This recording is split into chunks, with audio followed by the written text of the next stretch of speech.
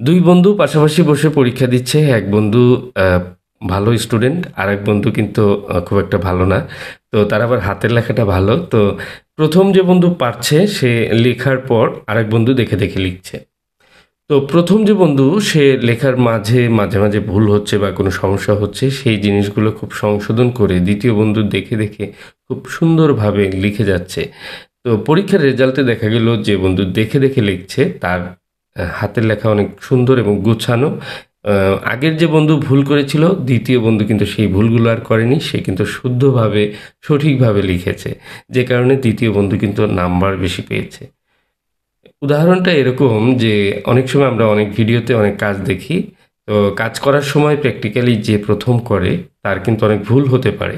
যেমন আমরা যখন ভিডিও করি, কাজ করি, তখন আমাদের কাজে অনেক সময় অনেক ভুল হতে পারে। বাট এখান থেকে আপনারা সেই ভুলগুলোকে সংশোধন করে সঠিকভাবে আরও সুন্দরভাবে কিন্তু কাজগুলো করতে পারেন। তো এই ফোনটার সমস্যা হচ্ছে টাচে কাজ করে না, এবং কি টাচের লাইনগুলো আমি দেখে নিলাম এবং সেই লাইনগুলো আমি চেক করব যে কোথায় কী প্রবলেম রয়েছে। প্রথমত আমি ভোল্টেজ, যেহেতু ফোন অন রয়েছে, আমি চেক করব ভোল্টেজ লাইনগুলো ঠিক রয়েছে কিনা। দেখুন 1.8-এর যে ভোল্টেজ লাইনগুলো সেগুলোতে ভোল্টেজ ঠিকঠাক মতো আছে। তো নিচে আরেকটি ভোল্টেজ লাইন আছে এবং এখানেও দেখি ভোল্টেজ ঠিক আছে। তো তার মানে হচ্ছে যে এই ফোনটির যে ভোল্টেজের টাচের যে ভোল্টেজগুলো সেগুলো ঠিকঠাক আছে। তাহলে টাচের অন্যান্য লাইনগুলো চেক করতে হবে। আর ডিসপ্লে সহ অন্যান্য লাইনগুলো কিন্তু ঠিক রয়েছে। শুধু টাচ নিয়ে আমরা ফোকাস করব। ডিসপ্লেতে লেখা খুব ক্ষীণ এবং ব্রাইটনেস খুবই কম, যে কারণে আমি টাচ দেখাতে পারছিলাম না। বাট ফোনটি অন হচ্ছে এবং কি টাচে কোনো কাজ করছে না। তো দেখুন, প্রথম লাইন ঠিক আছে, কিন্তু প্রথম লাইনটি টাচের লাইন না, দ্বিতীয় লাইন থেকে শুরু। এখানে প্রথম যে লাইনটা এটাই কিন্তু কোনো ভ্যালু নেই। আর ৩য় নম্বর পিনে যে ভ্যালুটা দেখতে পাচ্ছি, এই ভ্যালুটা কিন্তু অ্যাকচুয়ালি অনেক বেশি দেখাচ্ছে। তো দেখুন, রিভার্স ফরওয়ার্ড সবভাবে চেক করলাম। তো অ্যাকচুয়ালি এখানে ভোল্টেজ লাইনগুলো ঠিক আছে, বাট সিপিইউ থেকে যে লাইন আসছে সেই লাইনে কিন্তু কোনো ভ্যালু নেই।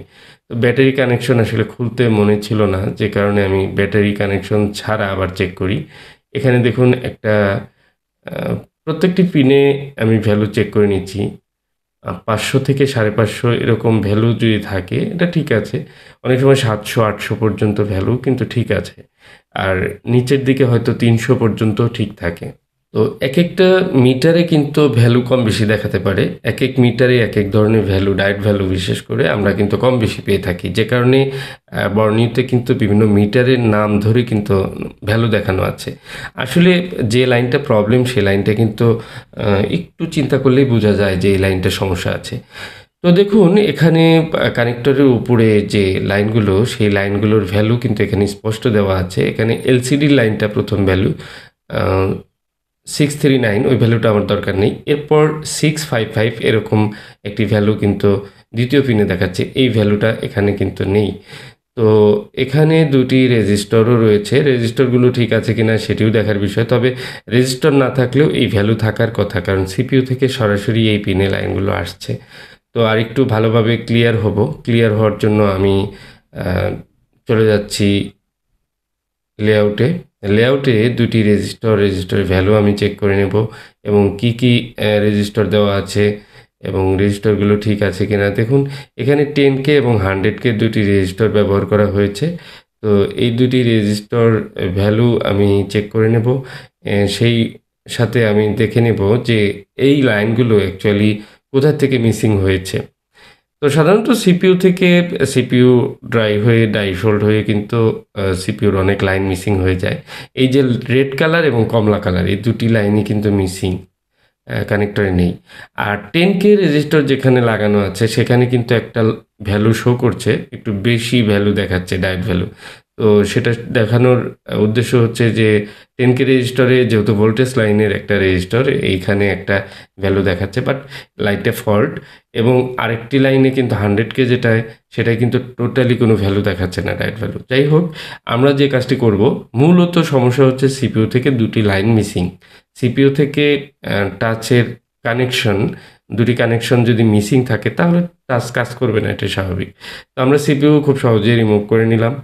তো সিপিইউ অ্যাকচুয়ালি কখন আমরা রিমুভ করব? যখন দেখব যে সিপিইউতে ফল্ট এবং কমন কিছু ফল্ট আছে যেগুলো অহরহ কিন্তু আমরা কাজ করতে, করতে এই বিষয়ে অভিজ্ঞ হয়ে যাই। সেকেন্ড টাইম কিন্তু এগুলো নিয়ে আমাদের ভাবতে হয় না। তো আজকের এই কাজটি আমি A to Z এক্সপ্লেইন করার জন্যই কিন্তু খুব সহজে সবকিছু দেখানোর চেষ্টা করছি এবং লাইনগুলো মেপে চেক করে কিভাবে চেক করে আমরা সমস্যাগুলো খুঁজে পাই, কিভাবে কাজ করতে হয় সেই বিষয়গুলো সহজভাবে তুলে ধরার জন্য কিন্তু আজকের ভিডিওটি শেয়ার করছি। এবং কি ধরুন এই সিপিইউর ২টি লাইন মিসিং, আমি খুব দ্রুত আমি সিপিইউটা রিভলভ করে বসিয়ে দেখব যে লাইনের ভ্যালু আসে কিনা।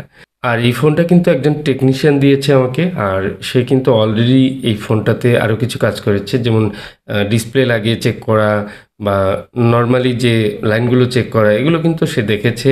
এবং কি এই ফোনের যে ব্যাটারির রেজিস্টার শর্ট করা, এগুলো কিন্তু অলরেডি করা আছে। বিশেষ করে রেডমি নোট 9 দুটি ভার্সন, কোয়ালকম এবং এমটিকে। তো এটা হচ্ছে এমটিকে চিপসেটের ফোনটা। তো এইগুলা রিস্টার্টিং প্রবলেম হয় এবং কি ব্যাটারি এই পিটিসি শর্ট করা, এগুলো কিন্তু একেবারে কমন একটা বিষয় হয়ে দাঁড়িয়েছে। তো আমরা এই ফোনগুলো খুললেই কিন্তু দেখতে পাই যে ব্যাটারি অপারেশন করা আছে। তো ভয়ের কোনো কিছু নেই। আমরা যেহেতু ফোন একদম অন আছে, ফোনের শুধু টাচ কাজ করে না, টাচ ঠিকঠাক করার জন্য আমার কাছে দিয়েছে। ফোনের হার্ডওয়্যারে মাদারবোর্ডে তেমন কোনো কাজ করা হয়নি, টোটালি ফ্রেশ। যে কারণে আমি প্রথমে আগে চেক করে নেব ভ্যালু এসেছে কিনা। তো দেখুন ড্রাইভ রেঞ্জে আবারও চেক করছি। আপনার মিটার কিন্তু উপরে, বাম পাশে উপরে খেয়াল করতে পারেন। দেখুন লাইন কিন্তু দ্বিতীয় পিনটাতে লাইন নাই, আর তৃতীয় পিনে যে ভ্যালু ছিল আগের মতোই আছে। তো ফোনটা অন করেও দেখলাম, অন করে তো আসলে যেহেতু লাইন নাই টাচে তো কাজ করবেই না। তো আমরা আবারও চলে যাব সেকেন্ড স্টেপ কাজে। তো সেকেন্ড স্টেপটা আসলে আগেই করতে পারতাম। প্রথমে যদি একটু চেক করে নেওয়া যেত যে লাইনটা কাটা আছে কিনা বা কানেক্টর পর্যন্ত সিপিইউ থেকে লাইনটা আসছে কিনা, তাহলে হয়তো এই সিপিইউটা এরকম বসিয়ে চেক করতে হতো না। বাট এটা আমার কাছে একদম ইজি, কারণ সিপিইউ রিমুভ করে আবার সেখানে বসানো, এটা আমার রিভলভ করতে হবে না। এখানে একটি কাজ করলাম, সিপিইউ রিমুভ করে আমি এখানে গ্রাউন্ড করে দিলাম। যে দুটি লাইনে মূলত ভ্যালু নেই, সেই দুটি লাইন আমি কিন্তু গ্রাউন্ড করে দিলাম। দেখুন কনফার্ম এখানে গ্রাউন্ড চলে এসেছে। তো এই গ্রাউন্ড পিনটা যদি সিপিইউর ওখানে যদি পৌঁছায়, মূলত গ্রাউন্ড হয়ে যায়, তাহলে কনফার্ম যে লাইনটা ঠিক আছে। কারণ আমি কিন্তু এখানে লাইন চেক করতে পারছি। দেখুন এখানে কোনো ভ্যালু নেই। তার মানে হচ্ছে আমি কানেক্টরে গ্রাউন্ড করেছি, গ্রাউন্ডটা এ পর্যন্ত পৌঁছায়নি। এর মানে হচ্ছে এই লাইন দুটো কাটা আছে।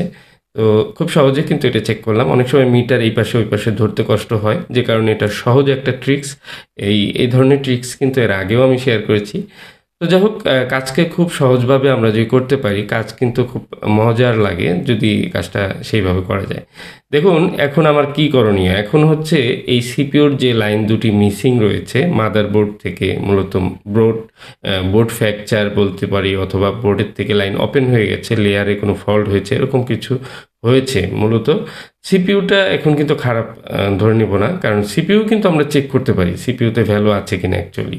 অনেক সময় কিন্তু এরকম হয় যে মাদারবোর্ডের লাইন ঠিক আছে, সিপিইউ নিজে খারাপ হয়ে গেছে। সিপিইউর নিচ থেকে মূলত বলগুলো একটা একটা করে আমরা চেক করতে পারি যে লাইনগুলো সিপিইউ থেকে কেমন ভ্যালু আছে বা ঠিক আছে কিনা। তো আমরা এত গভীরে যাব না, যেহেতু আমার কাছে লাইন এখানে ফল্ট ধরা পড়েছে, যে মাদারবোর্ডের লাইন ফল্ট, তো লেয়ারে ফল্ট বা যেভাবে হোক ওপেন হয়েছে। তো এই লাইনটা আমি আগে জাম্পার করব, জাম্পার করে কানেক্টরে দিব, আশা করা যায় এটা আজ কাজ করবে। তো এখন একটা পিন আমি কিন্তু অলরেডি জাম্পার কানেকশন করে নিয়েছি, এবং দ্বিতীয় পিনটা দেখুন আমি কিন্তু হট এয়ার গানের মাধ্যমে আমি কিন্তু এখানে একটু হিট দিয়ে যে ওয়্যারটা খুবই সূক্ষ্ম এবং চিকন ওয়্যারটা আমি জাস্ট বলের সাথে কানেক্ট করেছি। এবং আমি কিন্তু আর দ্বিতীয়বার রিভলভও করব না। এই ফোনটা যেভাবে আমি রিভলভ করে ওপেন করেছি, আবার ঠিক সেইভাবেই কিন্তু এখানে আমি বসিয়ে দিব। কোনো প্রকার শোল্ডারিং আয়রনের কোনো শোল্ডার করার প্রয়োজন নেই। আমি জাস্ট ইউভি দিয়ে ওয়্যারগুলো জাম্পার করে নিয়েছি, এবং কি ওয়্যারগুলো এমনভাবে বসাতে হবে যেন আশেপাশের যে বলগুলো রয়েছে সেগুলোতে যেন টাচ না পায় বা শর্ট না হয়ে যায়।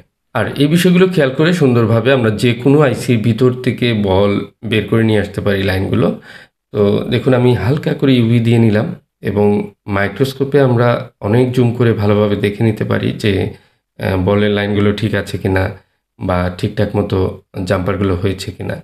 তো একটু ইউভি করে নিলাম, ইউভি শুকিয়ে যাওয়ার পর আর কিছু না, এবার আইসিটা যেভাবে রিমুভ করেছি ঠিক ওইভাবে আবার বসিয়ে দিব। কোনো ধরনের বল করার প্রয়োজন নাই, কারণ এটার আইসির যে বলগুলো ঠিকঠাক অর্ধেক মাদারবোর্ডে, অর্ধেক কিন্তু সিপিইউর সঙ্গে এভাবেই রয়েছে। আবার আইসিটা যখন সঠিক পজিশনে বসাবো তখন যার যার বল আবার একত্রিত হয়ে ঠিকঠাক মতো সোল্ড হয়ে যাবে। তো খুবই সিম্পলি এই কাজটি করা যায়। আমি আসলে আইসিটা রিবোলিং করে লাগিয়ে চেক করার উদ্দেশ্য হচ্ছে যে এটা যদি ফল্ট করে দ্বিতীয় কাজটি করতে আমার খুব সহজেই করা যাবে। তো যাই হোক, আমার জাম্পার কিন্তু কমপ্লিট হয়েছে। একটা কাজকে খুব দ্রুত করে সেটাকে একটা রেজাল্ট দিতে হয়, কারণ টেকনিশিয়ানদের কাজ করা বা সরাসরি কাজ করা এগুলো কিন্তু অনেক ক্রিটিক্যাল একটা বিষয়। আরেকটি বিষয় দেখুন, এই ওয়্যারটা যখন আমি এই পাশ থেকে ওই পাশে নিব তখন কিন্তু এই ওয়্যারগুলো মানে তারগুলো বারবার কেটে যাবে, কারণ বডিতে চাপ লেগে অনেক সময় খারাপ হয়ে যায়। সেই জন্য আমি একটি কাজ করব, এই ট্রিক্সটা আপনাদের সাথে শেয়ার করে রাখলাম। সেটা হচ্ছে মাদারবোর্ডে একটু করে ড্রিল করে কেটে নিলাম, আর যে জায়গায় কেটে নিয়েছি ওই জায়গা দিয়ে তারটা প্রবেশ করালাম, এতে করে তারটা কিন্তু সেফ থাকবে। আর দেখুন এখন ডায়েট ভ্যালু কিন্তু 611 এবং 700 সামথিং, তো এখানে 758 বা 59 এরকম আসছে। তো অ্যাকচুয়ালি এখন লাইনগুলো ঠিক আছে, এবং লাইন কোনটা কোথায় যাবে এটা দেখে খুব সুন্দর করে টানিয়ে নেওয়া যায়। তো খুব সহজেই আমি লাইনগুলো কিন্তু টানিয়ে দিয়েছি। আর এই ধরনের কাজ এটা কিন্তু বড় কোনো আপনার অভিজ্ঞতার প্রয়োজন নেই। দুটি লাইন মিসিং আছে, দুটি লাইন কোথা থেকে কোথায় এসেছে জাম্পার করে দিলেই প্রবলেম সলভ, এইটুকুই। বাট অনেক সময় সিপিইউ সমস্যা থাকে, সিপিইউ রিভলভ করার পর লাইনগুলো ঠিক হয়ে যায়, সেক্ষেত্রে আপনি সহজেই সমাধান পেলেন। যদি না হয় লাইনগুলো টেনে কানেক্টরে এনে দিলেই হয়ে যাবে। এগুলো একদম সিম্পল এবং বেসিক কাজের মধ্যে পড়ে। তারপরেও কিভাবে এই কাজগুলো করতে হয় স্টেপ বাই স্টেপ সেটি শেয়ার করার চেষ্টা করলাম, এবং কি কাজটি এ টু জেড এক্সপ্লেন করার চেষ্টা করলাম যেভাবে সহজভাবে করা যায়। এবং যারা অভিজ্ঞতা অর্জন করার চেষ্টা করছেন তারা কিন্তু এখান থেকে অনেক কিছুই শিখতে পারবেন আশা করি। তো ভিডিওটি কেমন লাগলো আপনারা দেখুন, এখানে ব্রাইটনেস কিন্তু খুবই কম। আমি আগে দেখবো টাচ কাজ করে কিনা। লাইট আমি দেখতে পাচ্ছি, এই যে দেখুন টাচে কিন্তু কাজ করছে। তো ভিডিওটি ভালো লাগলে অবশ্যই এখন একটি লাইক করে দিন, আর লাইক করে উৎসাহ দিলে পরবর্তীতে এই ধরনের কাজের আরও আগ্রহ থাকে। আর সবার সাথে শেয়ার করে রাখুন, অনেকের উপকার হবে।